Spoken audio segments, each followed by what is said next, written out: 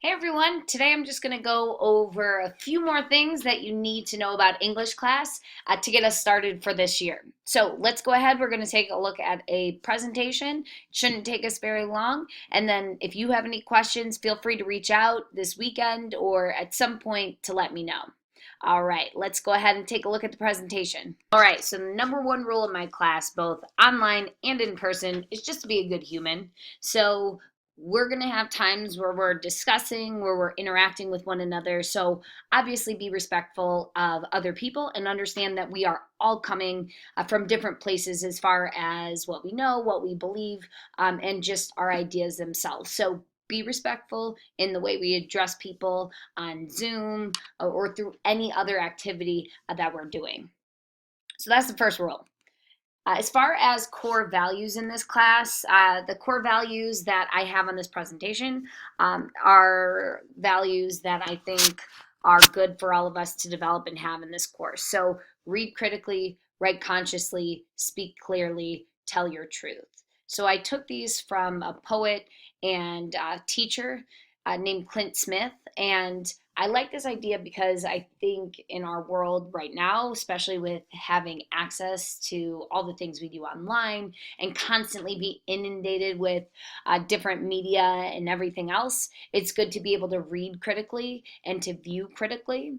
And then writing consciously, so being very purposeful in what we're saying and what we're doing. Also speaking clearly, so being able to get your ideas across, get your point across, and then telling your truth.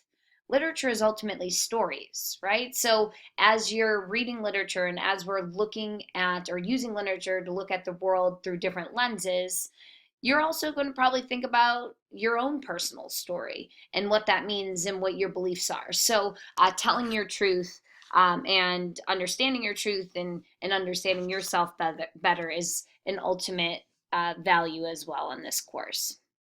All right. So the grading policy. Now, you'll notice in the grade book that we have things called skills builders and checkpoints. So we'll talk about that. But before we get into the specifics on skills builders and checkpoints, our grading policy is for the school that 80% of your grade is going to be on coursework, and then 20% is going to be based around a final exam, which comes at the end of each semester. All right, so 80 coursework, whatever we do in class, that counts towards your grade, and then the 20% for the final. Now, the grading system for pre-AP English is going to look like this graphic organizer here. So you have things called skills builders that don't necessarily count for points, but what they do is they allow you to prepare for the checkpoint and develop the skills that are going to be on the checkpoint. Sometimes the skills builder is even just a stepping stone. So, say we're doing a writing assignment, you might have a skills builder where you outline your paper and then you add examples, and then you take that skills builder, and then your checkpoint is the actual paper itself. So you want to make sure you're keeping up with those skills builders, not skipping them, because you will find that if you start skipping skills builders and not doing the practice, it's going to make it a lot harder for you to do the checkpoints. So the checkpoints are what's for points in this course and what's going to impact your grade. Now, you may say, okay, well, I don't want to do skills builders because they're not worth anything. And then you just try to do the checkpoints. Well, if you do that, you won't be able to do any of the retakes or revisions. So if you say do poorly on a checkpoint and you want to go back and retake it, you need to have completed all the skills builders first. And then if you've done that, I'll probably also have something for you to do to practice that skill again if you didn't do well on one of the checkpoints we have. And then we have formative assessments, and basically all those are our, you could think of them as like pre-tests. It's just to see where we're at and to see what skills we still need to develop, what skills we're very strong in. So we'll talk a little bit more about these grading categories later. And if you have any questions, let me know. Your book project we'll be working on the next 2 weeks. That will be your first checkpoint for this class. So, and I'll get more into points and what that's going to look like next week. All right. This year, both in person and online, I'm going to be building in brain breaks. So, the purpose of doing this is when you're just sitting watching a lesson, or you're sitting working on stuff constantly and you're not moving around, you're not activating all hemispheres of your brain. So, there's a lot of science that backs this idea that it's important to stimulate both hemispheres of your brain in order to retain new information. So, what these brain breaks allow us to do is to take a quick break to allow our brains to refocus and to hopefully retain some of that new information, and then to move on and get done what we need to. So, we're going to try one right now. And this one's called Finger Aerobics Spock. So, what we're going to do is you're going to go ahead and stand up. So, I want you to try this at home. Stand up, or if you want to remain sitting, you can. I won't know. What you're going to do is you're going to hold your hands out in front of you, and with your right hand, I don't know how it's coming across on the video, but with your right hand, you're going to make what we're going to call the Spock, if any of you are Star Trek fans.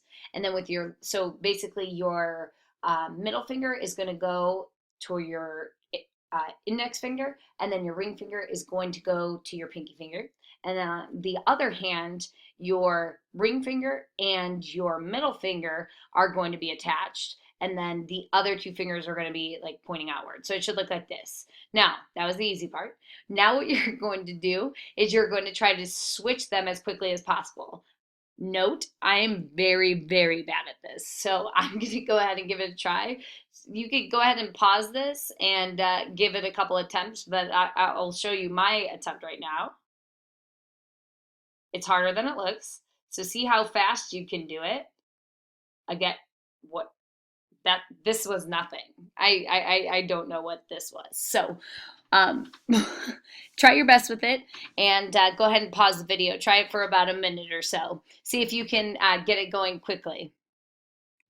Whew. Well, hopefully you did better than me.